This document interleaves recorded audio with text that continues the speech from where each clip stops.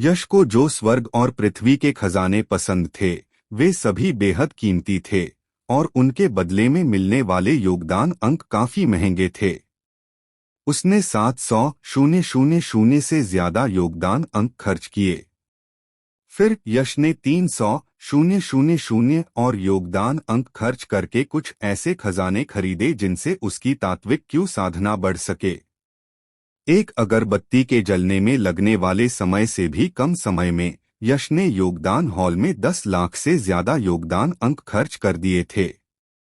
Z gate के बाहरी संप्रदाय के शिष्यों की तो बात ही छोड़िए, 10 लाख से ज्यादा योगदान अंक कई आंतरिक संप्रदाय के शिष्यों के लिए भी एक खगोलीय आंकड़ा था। कई वर्षों तक लगन से मिशन पूरा करने के बाद भी वे इतने योगदान अंक नहीं कमा पाते। फिर भी यश ने एक अगरबत्ती के जलने में लगने वाले समय में ही ऐसे योगदान अंक खर्च कर दिए जो दूसरे लोग सालों में भी जमा नहीं कर पाए। इस भारी अंतर ने लोगों को अवाक कर दिया और वे बस यही कह पाए, धनवान, स्वेच्छाचारी। यश के आदान प्रदान समाप्त होने के बाद मयूर और सुरभि ने भी अपनी जरूरत के खजानों का आदान प्रदान किया। नए छात्र रैंकिंग प्रतियोगिता शुरू होने वाली थी और चाहे यश हो, मयूर हो या सुरभि हो, वे सभी नए छात्र रैंकिंग प्रतियोगिता शुरू होने से पहले अपनी क्षमता को यथासंभव बेहतर बनाना चाहते थे ताकि अच्छी रैंकिंग हासिल कर सकें। इसलिए वे तीनों बिना समय गवाए सीधे योगदान हॉल से निकल गए और वापस लौटने और एकांत में साधना करने की तैयारी करने लगे। धमाका। जैसे ही वे तीनों यश, मयूर और सुरभि जेड गेट अतिथि क्षेत्र में दाखिल हुए, अचानक एक गगनभेदी गर्जना हुई जिसने पूरी दुनिया को मानो हिलाकर रख दिया। तुरंत अतिथि क्षेत्र के एक कमरे से एक अविश्वसनीय रूप से भयंकर आभा निकली जो किसी बवंडर जैसी प्रचंड थी। बवंडर जैसी उस भयंकर आभा को महसूस करते हुए यश, मयूर और सुरभि जैसे विशेषज्ञों को भी अत्यधिक दमन का एहसास हुआ, मानो कोई अदृश्य पर्वत उन पर भारी दबाव डाल रहा हो जिससे उनकी सांस लेना मुश्किल हो रहा हो। उस कमरे का मालिक है। यश, मयूर और सुरभि तीनों के चेहरे थोड़े बदल गए और उनकी आंखों में एक गंभीर प्रकाश की झलक उभर आई जो उस भयंकर आभा को गौर से देख रहे थे। हाँ, आखिरकार मैं सफल हो गया। जैसे ही वे तीनों देख रहे थे, उस कमरे से अचानक एक बेहद उत्साहित हंसी की आवाज आई। फिर जैसे ही हंसी धीमी हुई, दरवाजा खुला और एक लंबा व्यक्ति गर्व से भरे कदमों से बाहर आया। उसके दुबले पतले शरीर से लगातार एक शक्तिशाली और तीक्ष्ण ची निकल रही थी जिससे वह एक इंसान नहीं बल्कि एक अतुलनीय तीक्ष्ण अद्वितीय दिव्य तलवार लग रहा था। कार्तिक। वह लंबा व्यक्ति कोई और नहीं बल्कि नए छात्र रैंकिंग में पूर्व नंबर 1 कार्तिक था। मुझे उम्मीद नहीं थी कि इस व्यक्ति को सफलता मिलेगी, मयूर ने गहरी आवाज में एक शब्द कहा। कार्तिक की साधना मूल रूप से गहन क्षेत्र के 5वें स्तर के शिखर पर थी। एक और सफलता का मतलब है कि वह पहले ही गहन क्षेत्र के 6ठे स्तर में प्रवेश कर चुका है। सुरभि का सुंदर चेहरा भी एक गंभीर भाव से भर गया था। अगर यह कोई साधारण गहन क्षेत्र का 5वें स्तर का मार्शल आर्टिस्ट होता जो गहन क्षेत्र के 6ठे स्तर की साधना में सफलता प्राप्त करता तो वे इतने सतर्क नहीं होते, लेकिन कार्तिक अलग था। यह व्यक्ति अद्वितीय प्रतिभाशाली था और प्रत्येक सफलता उसकी युद्ध शक्ति को कई गुना बढ़ा देती थी। साथ ही वह एक तलवार दाव गुरु था जिसने तलवार के इरादे को समझ लिया था। उसकी साधना जितनी ऊंची होती, उसकी आक्रमण शक्ति उतनी ही प्रबल होती। गहन क्षेत्र 6ठे स्तर की साधना वाले कार्तिक के पास गहन क्षेत्र 5वें स्तर की साधना वाले कार्तिक की तुलना में कम से कम 5 गुना अधिक शक्ति थी। यश ने कुछ नहीं कहा, लेकिन उसके हृदय का भारीपन मयूर और सुरभि से कम नहीं था।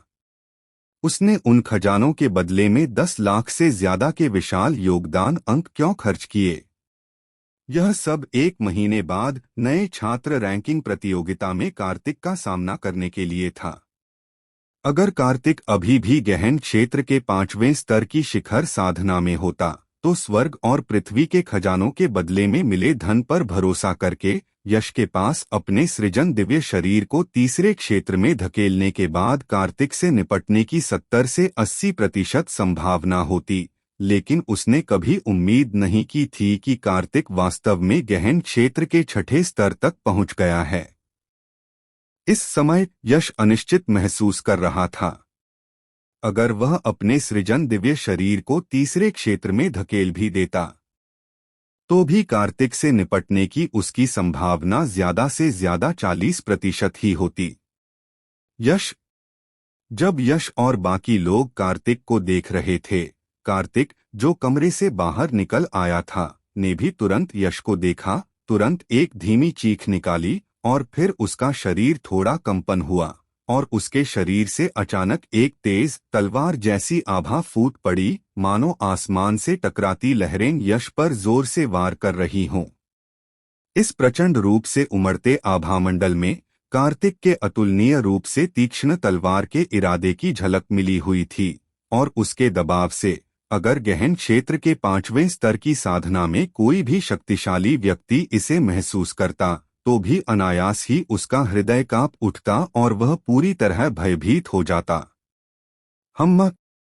हालांकि कार्तिक की वर्तमान शक्ति यश पर बहुत दबाव डाल रही थी, फिर भी उसे सिर्फ एक आभामंडल से दबाने की कोशिश करना बस एक ख्वाब ही था।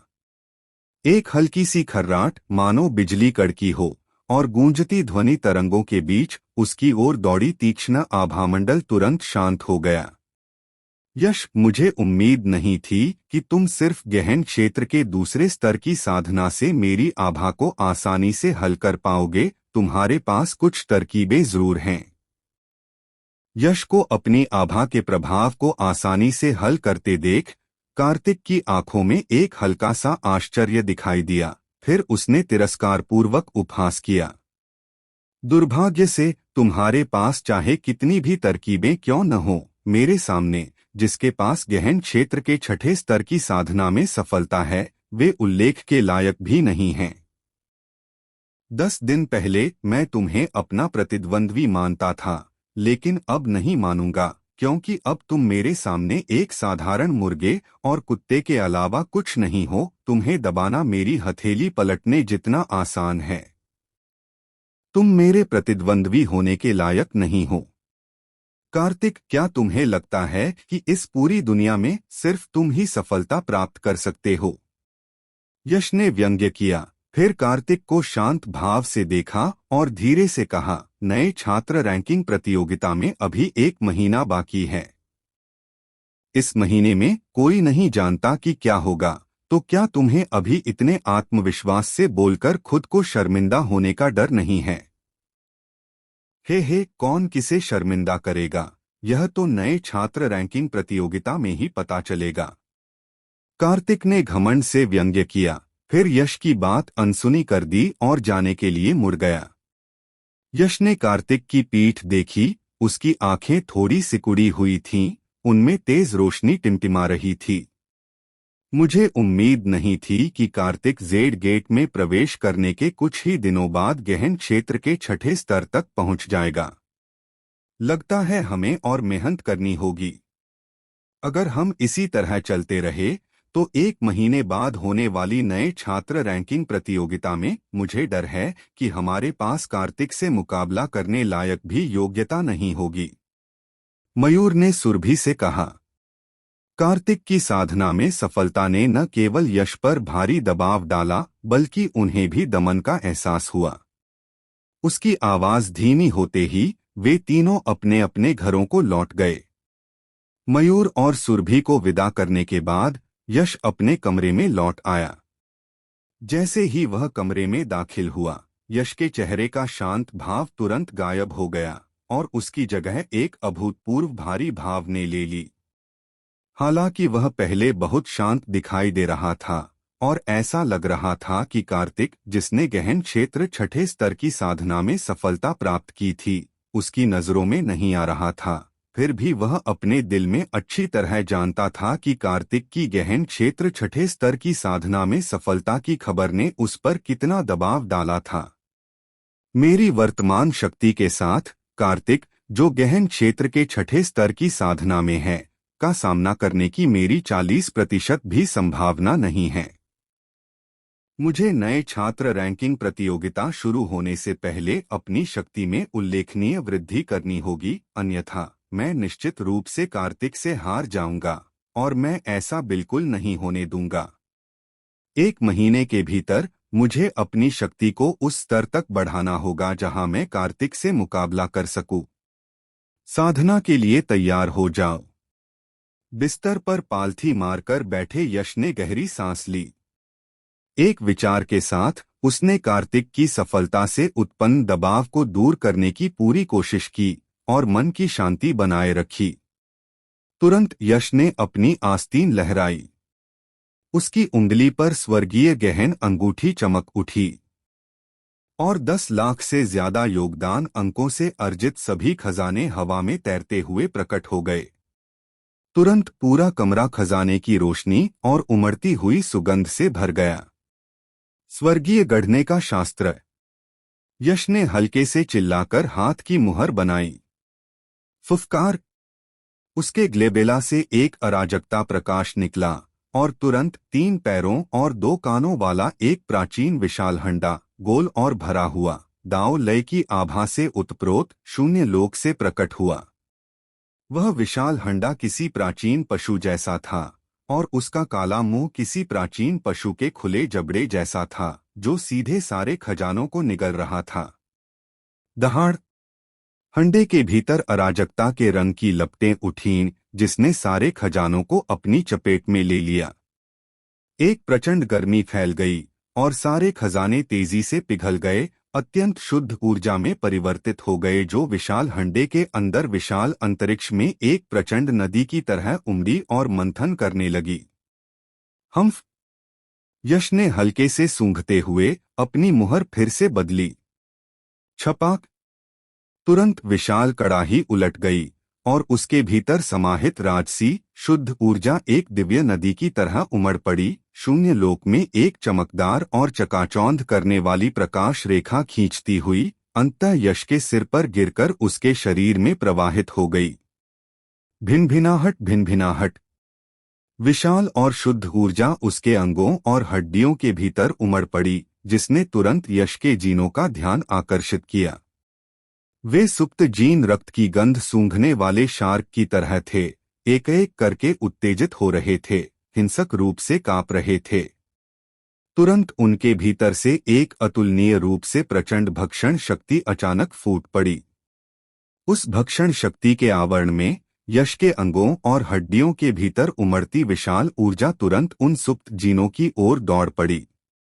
उसी समय गहन आभा से ओतप्रोत अनगिनत अराजकता चरित्र यश के अंग और हड्डियां उसकी छाती की ओर दौड़ी और अंततः एक दूसरे से मिल गईं।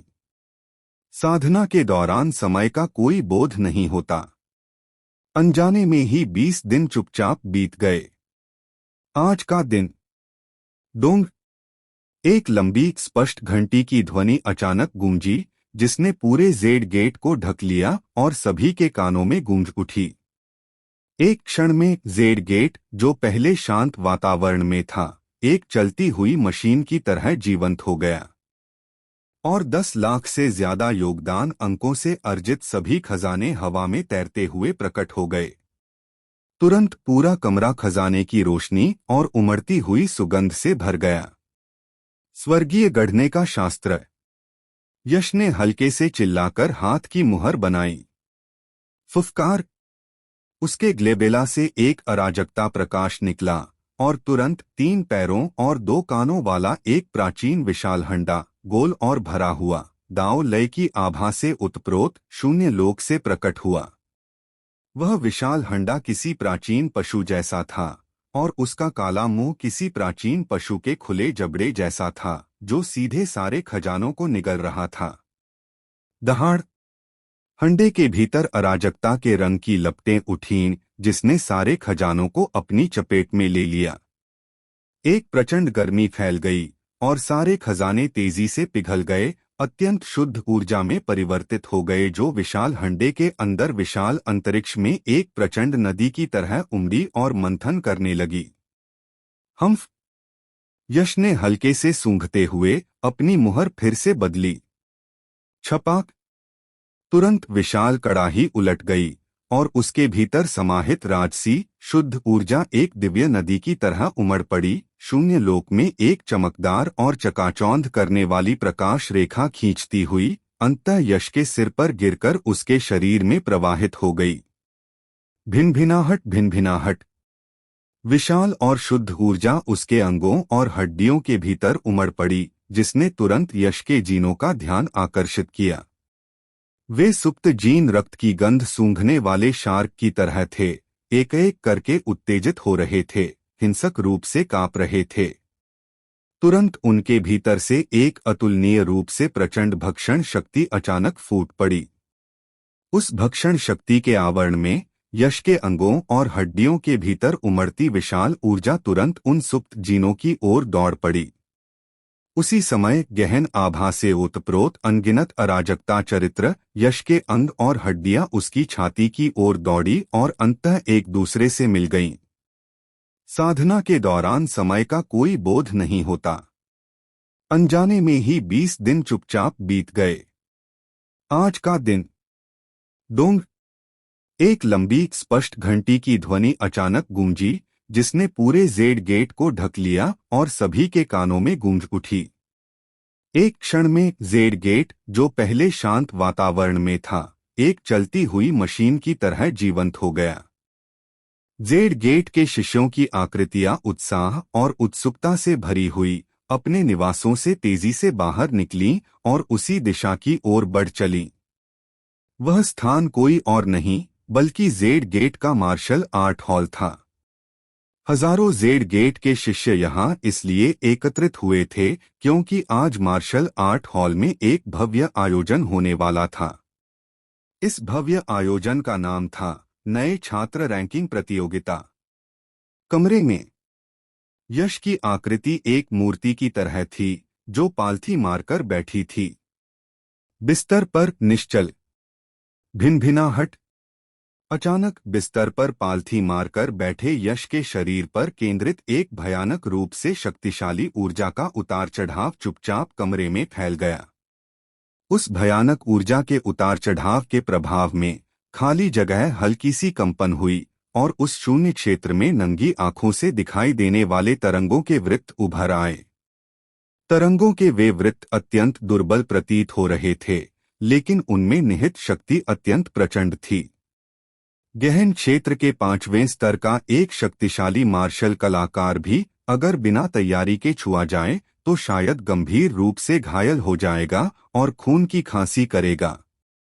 जैसे ही वह भयानक ऊर्जा का उतार चढ़ाव फैला, यश के शरीर से क्रिस्टलीय प्रकाश की परतें निकलीं, जिससे कमरा दिन के उजाले जैसा हो गया।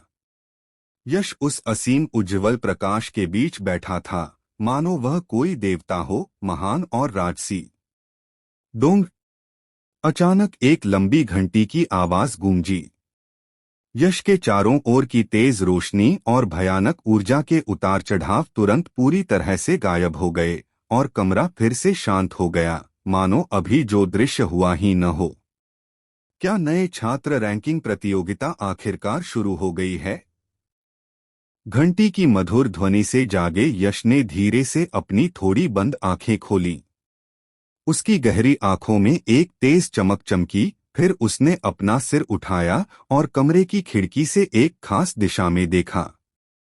वह दिशा बिल्कुल कार्तिक के निवास की दिशा थी। कार्तिक, नए छात्र रैंकिंग प्रतियोगिता शुरू हो चुकी है। मुझे आश्चर्य है कि 20 दिन पहले की तुलना में तुम्हारी ताकत में कितना सुधार हुआ है। अगर तुम्हारी ताकत अभी भी 20 दिन पहले वाले स्तर पर है तो मुझे माफ करना, इस बार भी तुम मेरे पैरों तले कुचले जाओगे। यश के थोड़े पतले होंठ सिकुड़ गए, एक ठंडे आत्मविश्वास से भरे चाप की रूपरेखा बनाते हुए। कठिन साधना के इन 20 दिनों के दौरान यश ने स्वर्ग और पृथ्वी के खजाने को पूरी तरह से परिष्कृत कर लिया था, जिसकी कीमत उसे 10 लाख से ज्यादा योगदान अंक चुकाने पड़े थे, और अंततः अपनी ताकत में एक बड़ी सफलता हासिल की। अपने अंगों और हड्डियों में उमड़ती शक्तिशाली ऊर्जा को महसूस करते हुए यश को अब कार्तिक से डर नहीं लगा, जिसके पास गहन क्षेत्र की छठी स्तर की साधना थी। वास्तव में अगर कार्तिक की साधना अभी भी 20 दिन पहले जैसी ही होती तो यश को कार्तिक को हराने का पूरा विश्वास होता। बात करने के बाद यश उठा और कमरे से बाहर निकलकर मार्शल आर्ट्स हॉल की ओर चल पड़ा। जब तक यश विशाल मार्शल आर्ट्स हॉल में पहुंचा, वह पहले से ही लोगों से खचाखच भरा हुआ था। बड़ी संख्या में जेड गेट शिष्य इकट्ठा थे और हवा में जीवंत चर्चाएं गूंज रही थीं। यश उदासीनता से प्रतियोगियों की सीटों की ओर चला गया। जैसे ही वह बैठा, कई ची आभाएं तुरंत उस पर आ टिकीं। ऐसी कुल 4 ची आभाएं थीं और उनके स्वामी कार्तिक, अमन, मयूर और सुर भी थे। इन लोगों ने अपनी क्यूई आभाओं से यश पर कब्जा कर लिया। स्वाभाविक रूप से यह जानने की कोशिश कर रहे थे कि इन 20 दिनों में यश की शक्ति में कितनी वृद्धि हुई है। दुर्भाग्य से यश ने सृष्टि के दिव्य शरीर की साधना की। एक ही विचार से वह अपने आसपास की क्यूई को पूरी तरह से बंद कर सकता था, एक कण भी बाहर नहीं आने देता था। उनकी तो बात ही छोड़िए, गहन क्षेत्र के 9वें स्तर की साधना वाला एक शक्तिशाली मार्शल कलाकार भी यश की इच्छा न होने पर उसकी गहराई को नहीं समझ पाता। चूंकि यश ने अपने आसपास की क्यूई को बंद कर दिया था, कार्तिक और अन्य 3 उसकी गहराई को नहीं समझ पाए, इसलिए उनके पास अपनी क्यूई आभाओं को वापस लेने के अलावा कोई विकल्प नहीं था। हालांकि सिर्फ इसलिए कि कार्तिक और अन्य लोग यश की गहराई को नहीं समझ पाए, इसका मतलब यह नहीं था कि यश उनकी गहराई को नहीं समझ सकता था। मुझे उम्मीद नहीं थी कि इन 20 दिनों में इन चारों लोगों की शक्ति वास्तव में काफी बढ़ गई है। एक प्रतिभाशाली मार्शल कलाकार से जैसी उम्मीद होती है। जिस क्षण कार्तिक और अन्य तीनों ने अपनी क्यूई आभा वापस ली, यश ने अपनी नजर उन चारों पर डाली। जब उसने उनकी आकृतियां देखीं और उनके शरीरों में छिपे शक्तिशाली आदिम ऊर्जा के उतार चढ़ाव को महसूस किया, तो उसके हाव भाव तुरंत थोड़े बदल गए और फिर उसने एक ऐसा उद्गार व्यक्त किया जिसे केवल वह स्वयं सुन सका। इस समय चाहे वह कार्तिक हो, अमन, मयूर या सुर भी, वे सभी उस समय से कहीं ज्यादा मजबूत थे जब यश ने उन्हें आखिरी बार देखा था, और इन 20 दिनों में उन्होंने स्पष्ट रूप से प्रगति की थी, और यह प्रगति मामूली नहीं थी बल्कि एक तेज विस्फोटक सुधार था। 20 दिन बहुत लंबा समय नहीं था, फिर भी कार्तिक और अन्य लोगों ने इतनी आश्चर्यजनक प्रगति की थी जिससे यश चकित था। हालांकि यश केवल चकित था, वह ज्यादा हैरान नहीं था, क्योंकि यह उसकी उम्मीदों के अनुरूप था। कार्तिक और अन्य 4 सभी शीर्षस्तरीय प्रतिभाशाली थे, और प्रतिभाशाली लोगों की साधना गति हमेशा बहुत तेज होती थी। इस तथ्य के साथ कि उन सभी ने योगदान बिंदुओं का उपयोग योगदान हॉल में कई खजानों के बदले में किया, और फिर 20 दिनों तक खुद को साधना में समर्पित कर दिया। अगर उन्होंने ऐसी परिस्थितियों में तेजी से प्रगति नहीं की होती तो यह यश की उम्मीदों से परे होता। हालांकि उस स्थिति में कार्तिक और वे चारों प्रतिभाशाली कहलाने के योग्य नहीं होते। कार्तिक, मुझे आशा है कि तुम मुझे निराश नहीं करोगे। यश ने कार्तिक को गहराई से देखा, उसकी आंखों में एक ठंडी चमक थी। 20 दिन पहले जब कार्तिक ने अभी अभी अपनी सफलता हासिल की थी, तो वह यश के सामने दिखावा करने और बेहद घमंडी व्यवहार करने के लिए दौड़ा था, जिससे यश पहले ही बहुत नाराज हो चुका था।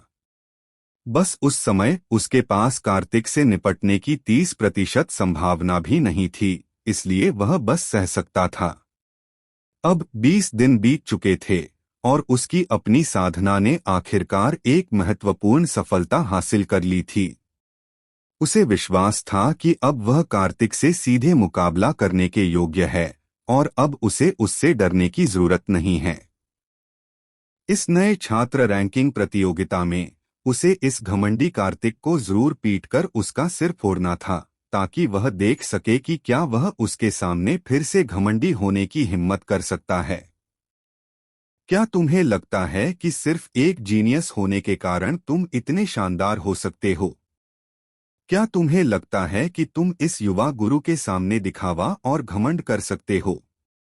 माफ करना, यह युवा गुरु जीनियस लोगों से निपटने में माहिर है। चुप। जैसे ही यश के विचार झिलमिलाए, अचानक एक जोरदार चीख सुनाई दी। तभी मार्शल आर्ट्स हॉल में एक ऊंचे मंच पर अधिकार की आभा बिखेरती 4 आकृतियां प्रकट हुईं। ये 4 आकृतियां वास्तव में 4 चोटियों के प्रथम आसन थे, और जिसने अभी अभी बात की थी वह रहस्यमय शिखर का प्रथम आसन था। तुरंत पहले से ही चहल पहल वाला दृश्य शांत हो गया और सभी ने सम्मान भरी निगाहों से ऊंचे मंच की ओर देखा। भीड़ की निगाहों के नीचे रहस्यमयी शिखर सीट ने कुछ बार खांसा, गला साफ किया और फिर कहा, आप सभी को पहले से ही पता होगा कि आज कौन सा दिन है और आप मार्शल आर्ट्स हॉल में क्यों इकट्ठा हुए हैं। मैं और कुछ नहीं कहूंगा। अब जब मैं आपको न्यू स्टूडेंट रैंकिंग प्रतियोगिता के नियम संक्षेप में समझा दूंगा, तो आप मैचों की तैयारी शुरू कर सकते हैं। न्यू स्टूडेंट रैंकिंग प्रतियोगिता के नियम सरल हैं। इसमें अंक आधारित एलिमिनेशन सिस्टम लागू होता है। एक मैच जीतने पर 1 अंक मिलता है, जबकि एक मैच हारने पर 1 अंक कट जाता है। अगर आपके अंक नेगेटिव हो जाते हैं तो आपको एलिमिनेट कर दिया जाएगा। इसके अलावा अगर आप लगातार 3 मैच हार जाते हैं तो आपके कितने भी अंक हों, आपको एलिमिनेट कर दिया जाएगा। इसके अलावा आप मैच के दौरान अपने प्रतिद्वंद्वी को बिल्कुल नहीं मार सकते, वरना चाहे जानबूझकर हो या अनजाने में आपको कड़ी सजा मिलेगी। समझ रहे हो? हालांकि रहस्यमय शिखर सीट की आवाज तेज नहीं थी, लेकिन वह सबके कानों में साफ गूंज रही थी। समझ गया। 50 नए शिष्य जो नए छात्र रैंकिंग प्रतियोगिता में भाग लेने वाले थे, पूरी ताकत से एक साथ गर्जना करने लगे। बहुत बढ़िया। रहस्यमयी शिखर प्रथम आसन ने संतुष्टि से सिर हिलाया, फिर हाथ हिलाकर चिल्लाया, आरुष, आप सभा की कार्यवाही की अध्यक्षता करेंगे। हाँ, प्रथम आसन। हरे कपड़े पहने एक अधेड़ उम्र के लगभग 40 वर्षीय व्यक्ति ने आदरपूर्वक सिर हिलाया। फिर वह मार्शल आर्ट्स हॉल के बीचों बीच बने विशाल अखाड़े की ओर बढ़ा। आसपास की भीड़ को देखने के बाद उसने जोरदार आवाज में कहा, अब मैं घोषणा करता हूं कि 136वीं नए छात्र रैंकिंग प्रतियोगिता आधिकारिक तौर पर शुरू हो गई है। सभी भाग लेने वाले शिष्य कृपया पंजीकरण के लिए कतार में लगें। जैसे ही उसकी आवाज धीमी हुई, जेड गेट के 1 दर्जन से ज्यादा बाहरी संप्रदाय के शिष्य मार्शल आर्ट्स हॉल के साइड हॉल से 4 बड़े लकड़ी के बक्से उठाकर बाहर ले आए। फिर यश और प्रतियोगिता में भाग लेने वाले अन्य लोग 4 बड़े लकड़ी के बक्सों के सामने एक लंबी कतार में व्यवस्थित रूप से खड़े हो गए। लगभग 10 मिनट इंतजार करने के बाद यश की बारी आई। उसने बड़े लकड़ी के बक्से में हाथ डाला और अचानक एक बांस की पर्ची उठा ली, जिस पर सफेद रंग से 14 लिखा था। 14वां अखाड़ा। यश ने लापरवाही से बांस की पर्ची फेंक दी और अखाड़े की ओर चल दिया। मार्शल आर्ट्स हॉल में अक्सर जेड गेट के शिष्य अभ्यास करते थे, इसलिए स्वाभाविक रूप से वहां सिर्फ एक अखाड़ा नहीं होगा, बल्कि वहां सैकड़ों अखाड़े थे, जिनमें से प्रत्येक की संख्या 1 से 100 तक थी। नए छात्र रैंकिंग प्रतियोगिता के नियमों के अनुसार 14 नंबर की बांस की पर्ची निकालने का मतलब था 14वें अखाड़े में जाकर मुकाबला करना। जब यश 14वें अखाड़े में पहुंचा तो वहां पहले से ही एक दुबली पतली आकृति खड़ी थी। वह लगभग 20 साल का धूसर वस्त्र पहने एक युवक था जिसके चेहरे पर अहंकार के भाव थे। मुझे उम्मीद नहीं थी कि मेरा प्रतिद्वंद्वी तुम हो। यश को देखकर धूसर वस्त्र पहने वह युवक थोड़ा स्तब्ध रह गया। फिर उसके चेहरे पर खुशी के भाव आ गए और वह जोर से हंसा। यश, क्या तुम जानते हो, तुम मेरे सपनों के प्रतिद्वंद्वी हो। मुझे विश्वास नहीं हो रहा कि मैं प्रतियोगिता के पहले दौर में तुमसे मिला। मैं कितना भाग्यशाली हूँ। इससे पहले यश ने कार्तिक को पीछे छोड़कर जेड शहर में आधिकारिक नए छात्र रैंकिंग में पहला स्थान हासिल किया था। हालांकि इससे दुनिया हिली नहीं, लेकिन उस प्रतियोगिता में भाग लेने वाले सभी लोग उसके अस्तित्व के बारे में जानते थे। इसलिए यह आश्चर्य की बात नहीं थी कि धूसर वस्त्रधारी युवक ने यश को एक नज़र में पहचान लिया। क्या तुम्हें यकीन है कि पहले राउंड में मुझसे मुकाबला करना उसके लिए सौभाग्य की बात है? धूसर वस्त्रधारी युवक की बात सुनकर यश के मुंह पर तुरंत एक अजीब सी मुस्कान आ गई। अब मैं घोषणा करता हूं कि 136वीं नए छात्र रैंकिंग प्रतियोगिता आधिकारिक तौर पर शुरू हो गई है। सभी भाग लेने वाले शिष्य कृपया पंजीकरण के लिए कतार में लगें। जैसे ही उसकी आवाज धीमी हुई, जेड गेट के 1 दर्जन से ज्यादा बाहरी संप्रदाय के शिष्य मार्शल आर्ट्स हॉल के साइड हॉल से 4 बड़े लकड़ी के बक्से उठाकर बाहर ले आए। फिर यश और प्रतियोगिता में भाग लेने वाले अन्य लोग 4 बड़े लकड़ी के बक्सों के सामने एक लंबी कतार में व्यवस्थित रूप से खड़े हो गए। लगभग 10 मिनट इंतजार करने के बाद यश की बारी आई। उसने बड़े लकड़ी के बक्से में हाथ डाला और अचानक एक बांस की पर्ची उठा ली जिस पर सफेद रंग से 14 लिखा था। 14वां अखाड़ा। यश ने लापरवाही से बांस की पर्ची फेंक दी और अखाड़े की ओर चल दिया। मार्शल आर्ट्स हॉल में अक्सर जेड गेट के शिष्य अभ्यास करते थे, इसलिए स्वाभाविक रूप से वहां सिर्फ एक अखाड़ा नहीं होगा, बल्कि वहां सैकड़ों अखाड़े थे, जिनमें से प्रत्येक की संख्या 1 से 100 तक थी। नए छात्र रैंकिंग प्रतियोगिता के नियमों के अनुसार 14 नंबर की बांस की पर्ची निकालने का मतलब था 14वें अखाड़े में जाकर मुकाबला करना। जब यश 14वें अखाड़े में पहुंचा तो वहां पहले से ही एक दुबली पतली आकृति खड़ी थी। वह लगभग 20 साल का धूसर वस्त्र पहने एक युवक था जिसके चेहरे पर अहंकार के भाव थे। मुझे उम्मीद नहीं थी कि मेरा प्रतिद्वंद्वी तुम हो। यश को देखकर धूसर वस्त्र पहने वह युवक थोड़ा स्तब्ध रह गया। फिर उसके चेहरे पर खुशी के भाव आ गए और वह जोर से हंसा। यश, क्या तुम जानते हो, तुम मेरे सपनों के प्रतिद्वंद्वी हो।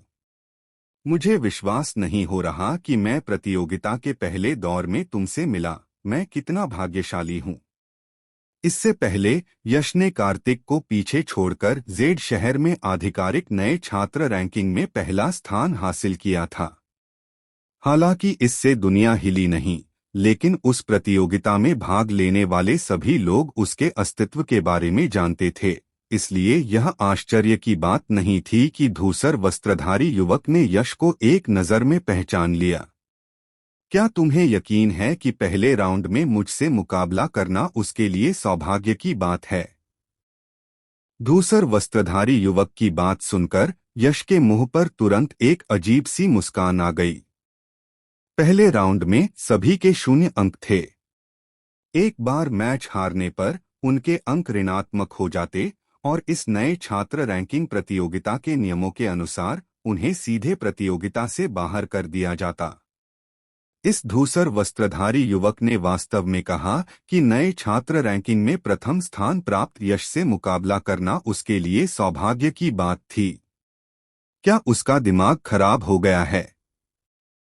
मानो यश के विचारों को समझते हुए धूसर वस्त्रधारी युवक ने तुरंत घमंड से कहा, यश, सिर्फ इसलिए कि तुमने आधिकारिक नए छात्र रैंकिंग में पहला स्थान प्राप्त किया था, तुम इतने महान मत समझो।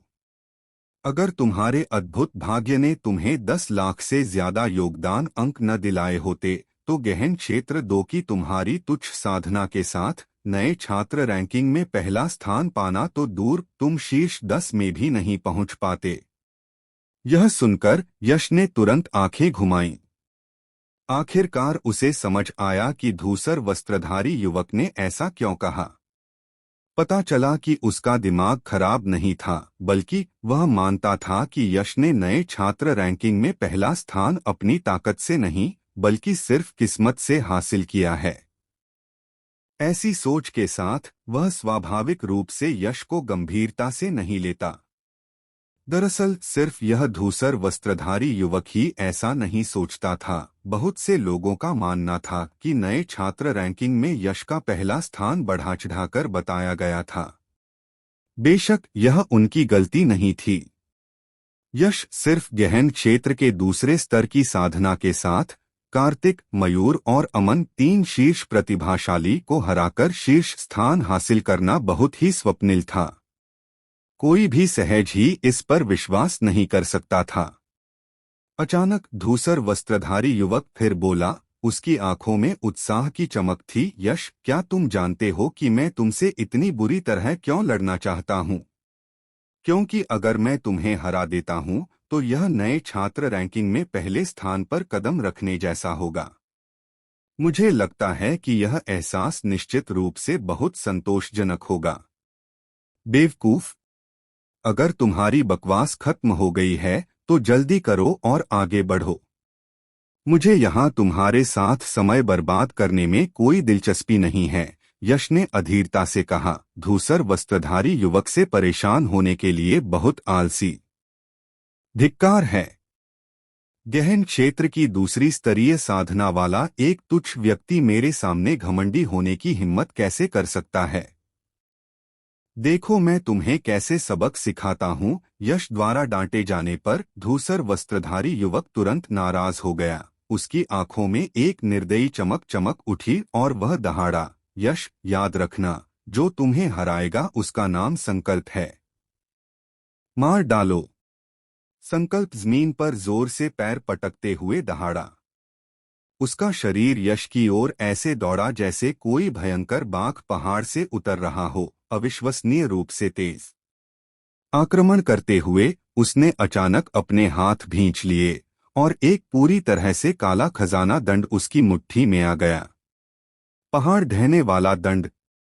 काले खजाने के दंड से एक प्रचंड शक्ति फूट पड़ी, मानो कोई टूटता हुआ पहाड़ हो जिसने आकाशीय हवा को कुचलकर दृश्यमान लहरों में बदल दिया जो दंड के चारों ओर उमड़ पड़ी, अविश्वसनीय रूप से शक्तिशाली और असाधारण लग रही थीं। यह कहना जरूरी है कि हालांकि संकल्प का दिमाग थोड़ा धीमा था, लेकिन उसकी ताकत काफी अच्छी थी। उसकी साधना गहन क्षेत्र के तीसरे स्तर के शिखर पर पहुंच चुकी थी और यह गहन श्रेणी का युद्ध कौशल पर्वत पतन दंड भी गौण सिद्धि तक पहुंच चुका था। ऐसी विधियों से वह गहन क्षेत्र के चौथे स्तर के एक युद्ध कलाकार से लड़ने में सक्षम था। हालांकि यश ने इस भयंकर आक्रमण का ऐसे सामना किया जैसे उसने उसे देखा ही न हो। बिना कोई कदम उठाने का इरादा किए बस एक हल्का सा शब्द बोला, जिससे काला खजाना दंड अपनी भयंकर और प्रभावशाली शक्ति के साथ शून्य क्षेत्र की परतों को तोड़कर उसकी ओर टूट पड़ा। धमाका। अंततः काला खजाना दंड यश के कंधे पर लगा। वो तो बस एक नकली है। यह देखकर कि उसने कितनी आसानी से कामयाबी हासिल कर ली, संकल्प ने तिरस्कार से नाक भौं सिकोड़ी। फिर उसके चेहरे पर उत्साह के भाव उभर आए और उसने विजयी भाव से सोचा, भले ही वो नकली हो, पर वो नकली ही है जिसके पास न्यू स्टूडेंट रैंकिंग नंबर 1 का खिताब है। उसे हराना न्यू स्टूडेंट रैंकिंग के शीर्ष स्थान को हराने के बराबर है। ये उपलब्धि पूरे जेड गेट में मेरा नाम रोशन करने के लिए काफी है। हे। लेकिन जल्द ही संकल्प मुस्कुरा नहीं सका, क्योंकि उसे यह जानकर आश्चर्य हुआ कि उसके भयंकर डंडे के प्रहार, जो गहन क्षेत्र के चौथे स्तर के विशेषज्ञ की भी हड्डियां और नसें तोड़ सकता था, ने यश पर जरा भी नुकसान नहीं पहुंचाया था। ऐसा लग रहा था मानो यश पर जो प्रहार हुआ वो अविश्वसनीय रूप से भयंकर काला खजाना डंडा नहीं, बल्कि रुई का एक गोला था। तुरंत संकल्प का चेहरा सदमे से भर गया। चले जाओ। यश ने संकल्प की तरफ ठंडी नजरों से देखा। उसे संकल्प के इस सदमे में कोई दिलचस्पी नहीं थी। हालांकि ऐसे चरित्र के खिलाफ कोई कदम उठाने की उसकी इच्छा भी नहीं थी। उसने बस ठंडी सांस ली और उसके भीतर से एक जबरदस्त शक्ति फूट पड़ी जिसने इस मूर्ख को सीधे खून उगलते हुए पीछे की ओर धकेल दिया। यश जीत गया। एक अंक हासिल किया। आरुष ने स्थिति देखकर तुरंत यश की जीत की घोषणा कर दी। ऐसे प्रतिद्वंद्वी को हराने में कोई चिंता की बात नहीं थी। यश शांति से अखाड़े से कदम दर कदम बाहर चला गया, अगले मुकाबले के शुरू होने का इंतजार करते हुए। हे भगवान! इस यश ने एक कदम भी नहीं उठाया, फिर भी उसने संकल्प को हरा दिया, जिसके पास गहन क्षेत्र की तीसरे स्तर की साधना और गहन क्षेत्र के चौथे स्तर के मार्शल आर्टिस्ट के बराबर की ताकत है। उसकी ताकत बहुत जबरदस्त है ना? क्या उन्होंने नहीं कहा था कि यश की नए छात्र रैंकिंग नंबर 1 ताकत पर नहीं बल्कि भाग्य पर आधारित थी? उसकी ताकत इतनी जबरदस्त कैसे हो सकती है? 13 लाख से ज्यादा योगदान अंक, क्या तुम इसे भाग्य से हासिल कर सकते हो और मुझे दिखा सकते हो? यश ने इसे पूरी ताकत से हासिल कर लिया। तुम बेवकूफ हो जो दूसरों की बातों पर यकीन कर लेते हो। हालांकि कई लोगों का मानना था कि यश की नए छात्र रैंकिंग नंबर 1 बढ़ा चढ़ाकर बताई गई थी, फिर भी वह नए छात्र रैंकिंग नंबर 1 का खिताब अपने नाम करता था। इसलिए उसकी पहली लड़ाई ने स्वाभाविक रूप से कई दर्शकों को आकर्षित किया। जिन लोगों को शुरू में उम्मीद थी कि यश अपना असली रंग दिखाएगा, वे तब दंग रह गए जब उन्होंने उसे संकल्प को आसानी से हराते देखा। आखिरकार यह अफवाह कि यश की नए छात्र रैंकिंग नंबर 1 ताकत के बजाय भाग्य से मिली थी, इस लड़ाई के बाद धीरे धीरे कम होने लगी। लगभग 5 मिनट बाद यश ने आखिरकार प्रतियोगिता के अपने दूसरे दौर का स्वागत किया। जो गहन क्षेत्र के चौथे स्तर के विशेषज्ञ की भी हड्डियां और नसें तोड़ सकता था, ने यश पर जरा भी नुकसान नहीं पहुंचाया था। ऐसा लग रहा था मानो यश पर जो प्रहार हुआ वो अविश्वसनीय रूप से भयंकर काला खजाना डंडा नहीं बल्कि रुई का एक गोला था। तुरंत संकल्प का चेहरा सदमे से भर गया। चले जाओ। यश ने संकल्प की तरफ ठंडी नजरों से देखा। उसे संकल्प के इस सदमे में कोई दिलचस्पी नहीं थी। हालांकि ऐसे चरित्र के खिलाफ कोई कदम उठाने की उसकी इच्छा भी नहीं थी। उसने बस ठंडी सांस ली और उसके भीतर से एक जबरदस्त शक्ति फूट पड़ी जिसने इस मूर्ख को सीधे खून उगलते हुए पीछे की ओर धकेल दिया। यश जीत गया। एक अंक हासिल किया। आरुष ने स्थिति देखकर तुरंत यश की जीत की घोषणा कर दी। ऐसे प्रतिद्वंद्वी को हराने में कोई चिंता की बात नहीं थी। यश शांति से अखाड़े से कदम दर कदम बाहर चला गया, अगले मुकाबले के शुरू होने का इंतजार करते हुए। हे भगवान! इस यश ने एक कदम भी नहीं उठाया, फिर भी उसने संकल्प को हरा दिया, जिसके पास गहन क्षेत्र की तीसरे स्तर की साधना और गहन क्षेत्र के चौथे स्तर के मार्शल आर्टिस्ट के बराबर की ताकत है। उसकी ताकत बहुत जबरदस्त है ना? क्या उन्होंने नहीं कहा था कि यश की नए छात्र रैंकिंग नंबर 1 ताकत पर नहीं बल्कि भाग्य पर आधारित थी? उसकी ताकत इतनी जबरदस्त कैसे हो सकती है? 13 लाख से ज्यादा योगदान अंक, क्या तुम इसे भाग्य से हासिल कर सकते हो और मुझे दिखा सकते हो? यश ने इसे पूरी ताकत से हासिल कर लिया। तुम बेवकूफ हो जो दूसरों की बातों पर यकीन कर लेते हो। हालांकि कई लोगों का मानना था कि यश की नए छात्र रैंकिंग नंबर 1 बढ़ा चढ़ाकर बताई गई थी, फिर भी वह नए छात्र रैंकिंग नंबर 1 का खिताब अपने नाम करता था। इसलिए उसकी पहली लड़ाई ने स्वाभाविक रूप से कई दर्शकों को आकर्षित किया।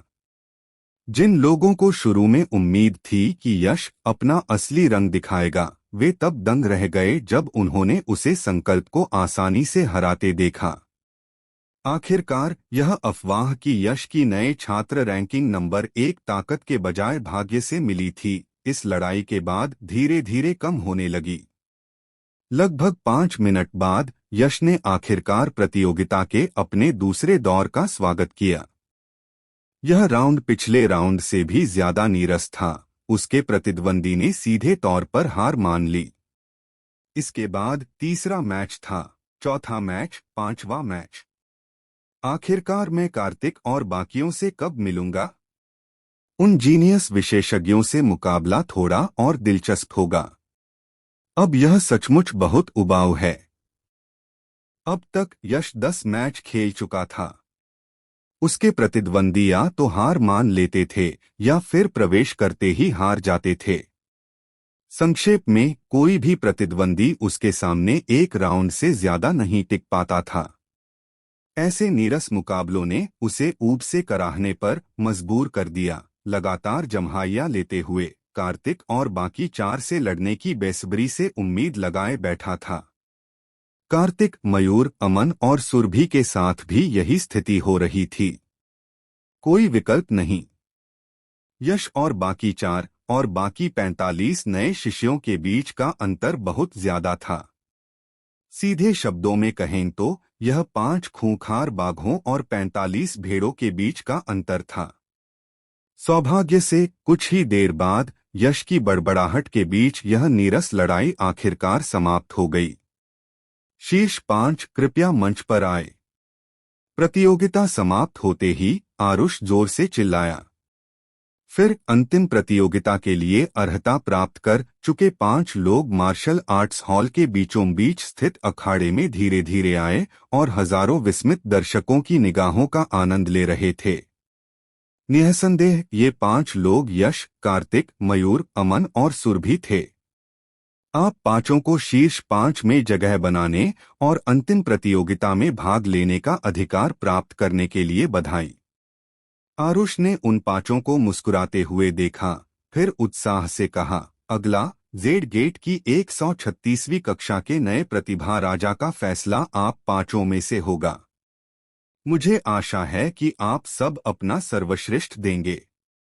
अब आइए आपके प्रतिद्वंद्वियों का निर्धारण करने के लिए लॉटरी निकालते हैं। आरुष के शब्द निकलते ही यश और बाकी लोगों ने लॉटरी निकालनी शुरू कर दी, फिर अपनी अपनी बांस की पर्चियां आरुष को दे दी। आरुष ने 5 द्वारा सौंपी गई बांस की पर्चियों पर नजर डाली, फिर जोर से घोषणा की।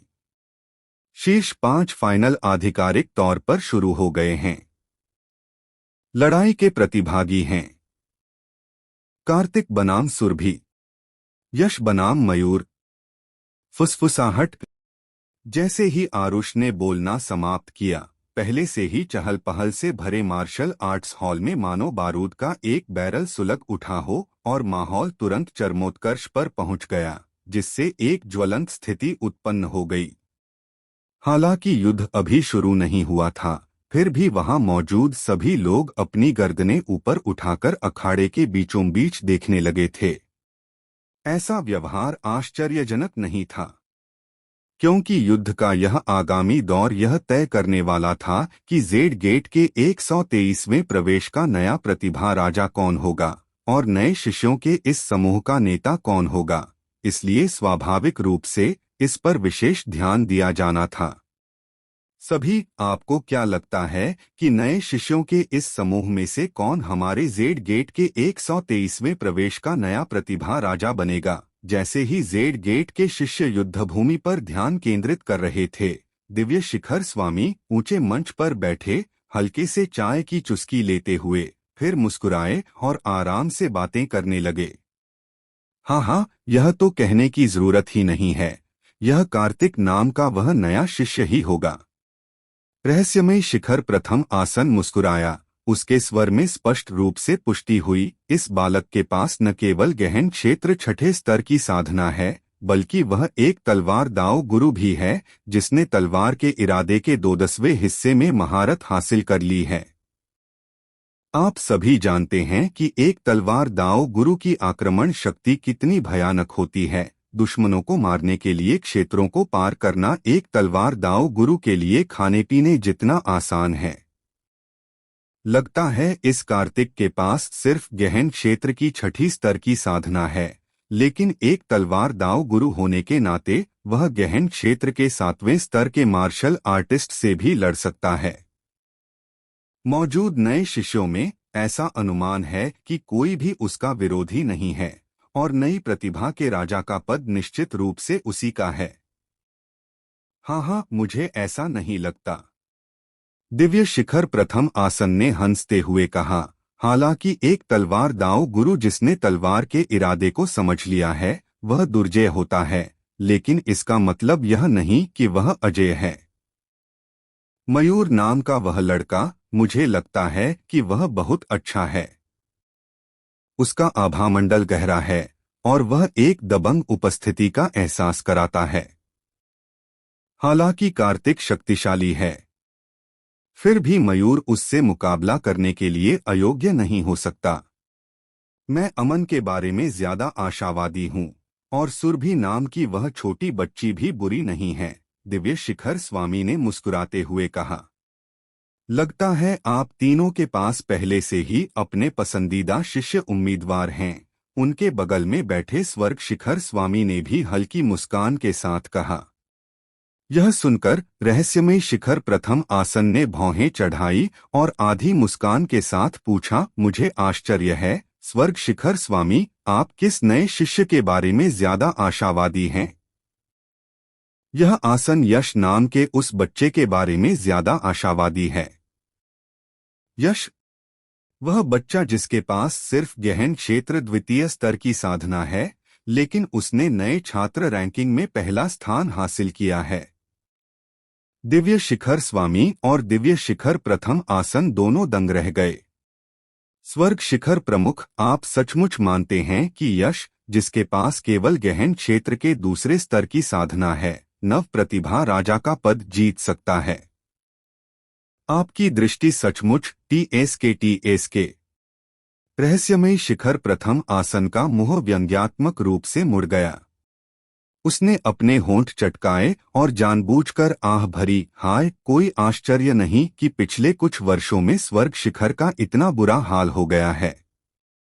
रहस्यमय शिखर प्रथम आसन का ताना सुनकर स्वर्ग शिखर प्रमुख के हाव भाव शांत रहे, जरा भी नाराज नहीं लग रहे थे, लेकिन उनकी थोड़ी सिकुड़ी हुई आंखों में एक ठंडी रोशनी टिमटिमा रही थी। स्वर्ग शिखर का पतन हमेशा से उनके दिल में एक दर्द रहा था, एक प्रमुख के रूप में उनके लिए सबसे बड़ा दाग। आज रहस्यमय शिखर प्रथम आसन ने सार्वजनिक रूप से उनके घाव को कुरेद दिया और उनका मजाक भी उड़ाया, यह कहते हुए कि स्वर्ग शिखर का पतन प्रमुख के रूप में उनकी कमजोर दृष्टि के कारण हुआ था। यह जानबूझकर किया गया अपमान और मुंह पर तमाचा था। ऐसी स्थिति में तो मिट्टी की मूर्ति भी क्रोधित हो जाती, उसके जैसे प्रतिष्ठित मुखिया की तो बात ही छोड़िए। हाँ, स्वर्ग शिखर मुखिया का उस यश के बारे में आशावादी होना अनुचित नहीं है। आखिरकार उस बच्चे ने आधिकारिक नए छात्र रैंकिंग में पहला स्थान हासिल किया था। जेड गेट में यह सर्वविदित था कि स्वर्ग शिखर मुखिया और रहस्यमयी शिखर प्रथम आसन के बीच बनती नहीं थी। कभी कभी तो कुछ बातों को लेकर उनमें हाथापाई भी हो जाती थी। इतने सारे नए शिष्यों की उपस्थिति में अगर दोनों चोटियों के मुखिया सबके सामने लड़ेंगे तो इससे जेड गेट की प्रतिष्ठा धूमिल होगी। इसलिए दिव्य शिखर और पीले पंख शिखर के मुखियाओं ने जल्दी से बीच बचाव करने के लिए हस्तक्षेप किया। चूंकि आप सब ऐसा कह रहे हैं तो यह सीट इंतजार करेगी और देखेगी कि यश नाम के उस लड़के में असल में क्या क्या खूबियां हैं। उम्मीद है कि वह बहुत बुरा प्रदर्शन नहीं करेगा, वरना सिर्फ उसका ही चेहरा नहीं जाएगा बल्कि स्वर्ग शिखर हेड भी उसकी वजह से अपना सारा चेहरा गवा देगा। रहस्यमय शिखर फर्स्ट सीट ने व्यंग्य किया। हम तो फिर इंतजार करते हैं और देखते हैं। स्वर्ग शिखर हेड ने ठंडी सांस ली। Swish swish. जैसे ही चार चोटियों के प्रमुख आपस में बातचीत कर रहे थे, अखाड़े में हवा के टूटने की आवाज गूंजी और फिर दो आकृतियां शून्य लोक से ऊपर उठकर उस विशाल अखाड़े में उतरीं, जिसकी चौड़ाई और लंबाई दोनों 200 सीढ़ियां थीं।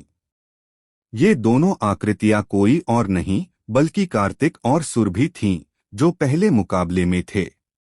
युवा गुरु कार्तिक, कृपया मुझे समझाएं। कार्तिक की शक्ति सार्वजनिक रूप से दुर्जेय मानी जाती थी। हालांकि सुरभि को अपनी शक्ति पर पूरा भरोसा था, फिर भी वह उनके सामने लापरवाही नहीं बरत सकती थी।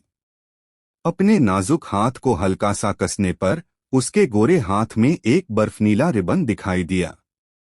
उसकी आंतरिक युवान शक्ति प्रवाहित हुई और ठंडी क्यूई की लपटें उभरीं। तभी उसके पैरों के नीचे जमीन से बर्फ की एक परत सचमुच फैल गई।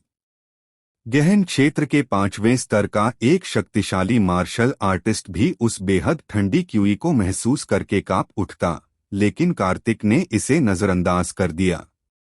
उसने अहंकार से अपनी ठुड्डी उठाई, अपने हाथ पीठ के पीछे बांध लिए और उदासीनता से कहा, सुरभि, तुम मेरी प्रतिद्वंद्वी नहीं हो।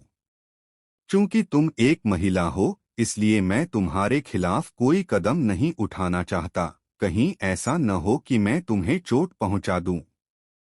तुम्हें बस हार मान लेनी चाहिए। युवा मास्टर कार्तिक, क्या तुम थोड़े ज्यादा अहंकारी नहीं हो रहे हो?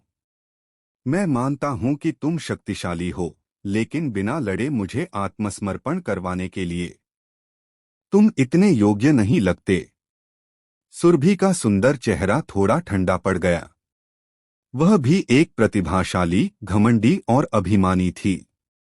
कार्तिक का तिरस्कारपूर्ण रवैया देखकर उसे अपनी नजरों में जरा भी न रखते हुए उसे स्वाभाविक रूप से थोड़ा गुस्सा आया। क्या तुमने अभी तक अपने और मेरे बीच के अंतर पर ध्यान नहीं दिया? कितनी अज्ञानी औरत हो। कार्तिक ने सुरभि को उदासीनता से देखा, 3 उंगलियां उठाईं और कहा, ठीक है, मैं तुम्हें, इस नासमझ औरत को, अपनी शक्ति का गवाह बनने दूंगा। 3 चालों में मैं तलवार का इस्तेमाल नहीं करूंगा। मैं तुम्हारे खिलाफ सिर्फ 3 चालों तक अपनी मुट्ठियों और पैरों का इस्तेमाल करूंगा। अगर तुम उनका सामना कर सकीं, तो इस मुकाबले में मैं खुद को हार मान लूंगा। बिना तलवार के फिर भी मुझे 3 चालों में हरा दोगे? यह सुनते ही सुरभि का खूबसूरत चेहरा तुरंत बेहद बदसूरत हो गया। सब जानते थे कि कार्तिक तलवार दांव में माहिर है। उसकी 60 से 70% युद्ध शक्ति उसके तलवार दांव में रहती है। अगर वह तलवार का इस्तेमाल नहीं करता, तो वह ज्यादा से ज्यादा 30 से 40% युद्ध शक्ति ही दिखा पाता। फिर भी कार्तिक ने बेशर्मी से घोषणा की कि वह बिना तलवार का इस्तेमाल किए उसे 3 चालों में हरा देगा। क्या इसका मतलब यह नहीं था कि वह तलवार खींचने के लायक नहीं थी और उसकी युद्ध शक्ति के केवल 30 से 40% के साथ भी वह उसके खिलाफ 3 चाल भी नहीं टिक पाएगी? यह अब कम आंकना नहीं बल्कि घोर तिरस्कार था। तो फिर मुझे देखने दो, युवा गुरु कार्तिक, तुम बिना तलवार का इस्तेमाल किए 3 चालों में मुझे कैसे हराओगे? सुरभि चिल्लाई। उसका नाजुक शरीर कांप उठा और बर्फनीली युवान शक्ति का एक उभार, जो अत्यधिक ठंडी क्यूई से भरा हुआ था, अचानक फूट पड़ा, जिसने बर्फनीले रिबन को शक्ति प्रदान की। एक झटके से बर्फनीला रिबन एक बर्फ ड्रैगन में बदल गया, शून्य क्षेत्र में एक चमकदार बर्फनीली रेखा काटते हुए, कार्तिक की ओर जोर से सीटी बजाते हुए। कार्तिक, तुमने सचमुच यह घोषणा करने का साहस किया कि तुम बिना तलवार का इस्तेमाल किए 3 चालों में सुरभि को हरा दोगे? क्या तुम्हारी शक्ति सचमुच इतने दुर्जेय क्षेत्र तक पहुंच गई है? अखाड़े के नीचे यश ने हल्की सी भौहें चढ़ाई। उसकी आंखों में एक तेज चमक थी। अगर कार्तिक ने घोषणा की होती कि वह अपनी तलवार का इस्तेमाल करते हुए सुरभि को 3 चालों में हरा देगा, तो इसमें हैरान होने की कोई बात नहीं थी। हालांकि यह बयान घमंडी लग रहा था, लेकिन कार्तिक को इतना घमंडी होने का हक था। लेकिन यह घोषणा करना कि वह बिना तलवार का इस्तेमाल किए सुरभि को 3 चालों में हरा देगा, सिर्फ 2 ही संभावनाएं थीं। या तो कार्तिक बहुत ज्यादा घमंडी था, या इस आदमी की शक्ति पहले ही एक बेहद ऊंचे दायरे में पहुंच चुकी थी। यश की कार्तिक की समझ के आधार पर पहली संभावना स्पष्ट रूप से असंभव थी, इसलिए एकमात्र संभावना दूसरी ही थी। कार्तिक की शक्ति इतनी बढ़ गई थी कि उसे वहां मौजूद सभी नए शिष्यों को नीचा दिखाने का अधिकार मिल गया था। वाह! यश ने एक गहरी सांस छोड़ी, उसके उदासीन चेहरे पर एक गंभीर भाव उभर आया और वह मन ही मन बुदबुदाया, लगता है कार्तिक को हराना उतना आसान नहीं होगा जितना मैंने सोचा था। खैर, तुम्हारी शक्ति चाहे कितनी भी प्रबल क्यों न हो गई हो, जब तक वह युआन सागर क्षेत्र के विशेषज्ञ के स्तर तक नहीं पहुंची है, मुझे तुम्हें हराने का पूरा विश्वास है। हालांकि यह विश्वास ज्यादा नहीं है, सिर्फ 30 से 40% पर काफी है। फूफ फूफ। यश के विचार जैसे ही झिलमिला रहे थे, बर्फनीला रिबन बर्फ के ड्रैगन की तरह कार्तिक के सामने आ पहुंचा। रिबन हिल गया और कंपन हुआ, और उसमें से अत्यधिक ठंडी क्यूई की एक लहर बवंडर की तरह निकली और कार्तिक के चारों ओर छा गई। तुरंत कार्तिक के पैरों के नीचे से बर्फ के क्रिस्टल की एक परत जम गई, फिर तेजी से उसके शरीर की ओर फैल गई। पलक झपकते ही इसने कार्तिक को पूरी तरह से जमा दिया और उसे मैदान के बीचों बीच खड़ी एक बर्फ की मूर्ति में बदल दिया। मेरे लिए रुको! सुरभि चिल्लाई और बर्फनीले रिबन ने बर्फ के ड्रैगन की तरह बर्फ की मूर्ति पर भयंकर और हिंसक बल से प्रहार किया। धमाका! एक बहरा कर देने वाली गर्जना के साथ बर्फनीली युआन शक्ति का एक उफान एक उग्र ज्वार की तरह फूट पड़ा, जिसने तुरंत उस बर्फ की मूर्ति को अपनी चपेट में ले लिया जो कार्तिक बन गई थी। तभी बर्फनीली युआन शक्ति के भीतर से अनगिनत बर्फ के टुकड़े और टुकड़े उड़ते हुए चाकुओं की तरह बाहर निकले। फुफ फुफ। जाहिर है सुरभि ने बर्फ की मूर्ति को चकनाचूर कर दिया था। सुरभि सफल हुई। कार्तिक हार गया। हाँ, कार्तिक अत्यात्मविश्वासी था। हालांकि उसकी शक्ति बहुत प्रबल है, सुरभि की शक्ति भी कमजोर नहीं है। एक शेर भी खरगोश से लड़ने के लिए अपनी पूरी ताकत लगा देता है। सुरभि को इस तरह कम आंकने पर उसे जरूर भारी कीमत चुकानी पड़ेगी। वह भयावह दृश्य देखकर मैदान में तुरंत चर्चाओं की लहर दौड़ गई। यह इतना आसान नहीं हो सकता। यश की आंखें चमक उठीं, मानो बर्फ नीली युआन शक्ति की परत को भेदते हुए मामले का सार समझ रही हों। जैसे ही वह खुद से बुदबुदाया, उसके चेहरे के भाव और भी गंभीर हो गए। पहला कदम। जैसे ही यश की आवाज धीमी हुई, अचानक उमड़ती बर्फनीली युआन शक्ति के भीतर से एक उदासीन आवाज गूंजी। सुरभि के हाव भाव थोड़े बदले और वह अपनी चाल बदलने ही वाली थी। धमाका! लेकिन तब तक बहुत देर हो चुकी थी। जैसे ही वह कुछ करने ही वाली थी, अचानक उमड़ती बर्फनीली युआन शक्ति से एक तलवार क्यूई तूफान फूट पड़ा, मानो कोई अद्वितीय दिव्य तलवार म्यान से बाहर निकली हो और अत्यंत तीक्ष्ण आभा से भरी हो और चारों दिशाओं में फैल गया। उस क्षेत्र को घेरने वाली बर्फनीली युआन शक्ति तुरंत ही फटकर बिखर गई। तुरंत एक लंबा और दुबला-पतला व्यक्ति सबके सामने प्रकट हुआ। वह कोई और नहीं बल्कि कार्तिक था, बिल्कुल सुरक्षित। धिक्कार है! मेरे हमले की ताकत इतनी ज्यादा है कि गहन क्षेत्र के छठे स्तर के मार्शल आर्टिस्ट को भी गंभीर चोटें लग सकती हैं। फिर भी यह कार्तिक बिल्कुल सुरक्षित है। ऐसा कैसे हो सकता है? क्या इस आदमी की ताकत वाकई इतनी भयानक हो गई है? पीछे हटो! कार्तिक की ताकत देखकर सुरभि के चेहरे पर थोड़ा सा बदलाव आया। अब वह हिचकिचाई नहीं, उसके नाजुक जेड़ पैर बार बार शून्य लोक पर थपथपा रहे थे। उसने तुरंत एक मार्शल स्किल मूवमेंट शुरू किया। उसका फिगर नाचती हुई तितली जैसा था। शून्य लोक में एक मायावी रास्ता बनाते हुए वह तेजी से पीछे हट रही थी। जाना चाहते हो? क्या तुम भाग सकते हो? यह देखकर कार्तिक के चेहरे पर एक व्यंग्यात्मक भाव उभर आया और फिर उसने एक कदम आगे बढ़ाया। फुसफुसाओ। तुरंत कार्तिक एक उड़ती हुई तलवार में बदल गया और बेहद तेज गति से सुरभि की ओर सीधे दौड़ पड़ा। कार्तिक और सुरभि के बीच 100 मीटर से ज्यादा की दूरी थी, लेकिन कार्तिक ने उसे एक ही सांस में पार कर लिया और सुरभि से पहले पहुंच गया। उसकी गति इतनी भयानक थी कि मानो उसने तुरंत ही गति पकड़ ली हो। और जैसे ही कार्तिक सुरभि के सामने पहुंचा, उसके शरीर से एक विशाल और तीक्ष्ण ची फूट पड़ी। उस तीक्ष्ण ची के आवरण में आसपास का शून्य क्षेत्र और पृथ्वी तुरंत फट गए और स्पष्ट दरारें दिखाई देने लगीं। अच्छा नहीं। सुरभि की पुतलियां तुरंत खतरनाक चुभन में सिकुड़ गईं।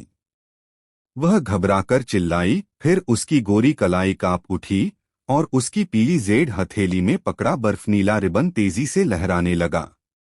जैसे ही बर्फनीली रोशनी लहराई, वह उसके सामने एक बर्फनीली फूल की कली में बदल गई। बर्फ का फूल खिलो।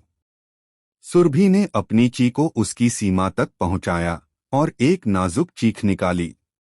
अगले ही पल उसने तेजी से एक हाथ की मुहर बना ली। तुरंत बर्फनीली फूल की कली से एक चमकदार बर्फनीली रोशनी खिल उठी।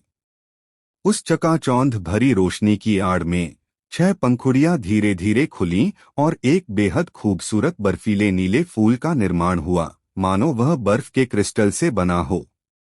फुसफुसफुस। सुरभि के नियंत्रण में बर्फीले नीले फूल की 6 पंखुड़ियां तेजी से घूमीं और एक भयानक रूप से उतार चढ़ाव वाला बर्फीले नीले रंग का प्रकाश उसके स्त्रीकेसर के भीतर संघनित हो गया। जब वह शक्तिशाली उतार चढ़ाव अपने चरम पर पहुंचा, तो एक तेज धमाका हुआ और एक बर्फीले नीले रंग की प्रकाश किरण मानो एक विशाल स्वर्गीय नदी बह रही हो, स्त्रीकेसर से बाहर निकली। उस बर्फीले नीले रंग की किरण में निहित शक्ति अत्यंत भयानक थी। जैसे ही वह फूटी, पूरी दुनिया कांप उठी। यह संभव था कि इस हमले का सामना करने वाला गहन क्षेत्र का 6ठा स्तर का विशेषज्ञ गंभीर रूप से घायल हो सकता था या मारा भी जा सकता था। छोटी मोटी चालें। हालांकि कार्तिक ने ठहाका लगाया, उसके होठों पर एक गर्व भरी ठंडी मुस्कान थी। मेरे सामने बर्फ के दांव से खेल रहे हो? ये तो लूबान के दरवाजे के सामने अपनी कुल्हाड़ी दिखा रहे हो। मेरी तीसरी चाल लो, बर्फ की तलवार वाली उंगली। कार्तिक का उपनाम चरम बर्फ की तलवार था, जो दर्शाता था कि तलवार के दांव में उसकी अद्भुत उपलब्धियों के अलावा बर्फ के दांव में भी उसकी उल्लेखनीय उपलब्धियां थीं। सुरभि योग्यता और साधना दोनों में उससे कमतर थी, फिर भी उसने उसके सामने उसकी विशेषता बर्फ के दांव का प्रदर्शन किया, जिससे स्वाभाविक रूप से उसका उपहास हुआ। जैसे ही उसकी ठंडी हंसी फीकी पड़ी, कार्तिक ने तुरंत अपनी दोनों उंगलियां एक साथ मिलाईं, फिर बिना म्यान वाली तलवार की तरह उसने शून्य लोक में जोरदार वार किया। तुरंत उसकी उंगलियों से क्यूई का एक विशाल प्रवाह फूट पड़ा, जो शून्य लोक के उस हिस्से में एक बर्फ के क्रिस्टल जैसी लंबी तलवार में बदल गया। इसकी सतह पर अनगिनत बर्फ के पैटर्न अंकित थे, जो इसे किसी कलाकृति की तरह चमकदार और सुंदर बना रहे थे। फिर इसने शून्य लोक में एक भयानक प्रक्षेप वक्र बनाया और सीटी बजाती बर्फनीली प्रकाश किरण पर जोरदार प्रहार किया। चीर। बर्फ के क्रिस्टल की तलवार के वार के नीचे यह भयंकर बर्फनीली किरण अविश्वसनीय रूप से नाजुक थी। यह तुरंत 2 हिस्सों में फट गई, फिर शून्य लोक में अनगिनत बर्फनीले प्रकाश कणों में विस्फोटित हो गई और अंततः पूरी तरह से शून्य में विलीन हो गई। इस पूरी प्रक्रिया के दौरान इसने जरा भी प्रतिरोध नहीं किया। छी! जैसे ही बर्फनीली किरण फटी, सुरभि को एक जोरदार झटका लगा। उसके चेरी जैसे होठों से तुरंत एक कौर लाल रक्त फूट पड़ा और फिर उसका सुंदर शरीर अस्तव्यस्त होकर पीछे की ओर उड़ गया और अखाड़े से नीचे गिर गया। सुरभि पराजित। वह जीत गया। कार्तिक ने बिना तलवार चलाए सुरभि को 3 चालों में हरा दिया। अविश्वसनीय! यह देखकर भीड़ में तुरंत ही अविश्वास का शोर मच गया। उन्होंने सचमुच कभी उम्मीद नहीं की थी कि सुरभि, जो नए छात्र रैंकिंग में चौथे स्थान पर थी, बिना किसी प्रतिरोध शक्ति के कार्तिक से 3 चालों में हार जाएगी। कार्तिक की ताकत कितनी शक्तिशाली थी? हर कोई अटकलें लगाने से खुद को रोक नहीं पाया। युवा गुरु कार्तिक की ताकत वाकई जबरदस्त है। मुझे अपनी हार का पूरा यकीन है।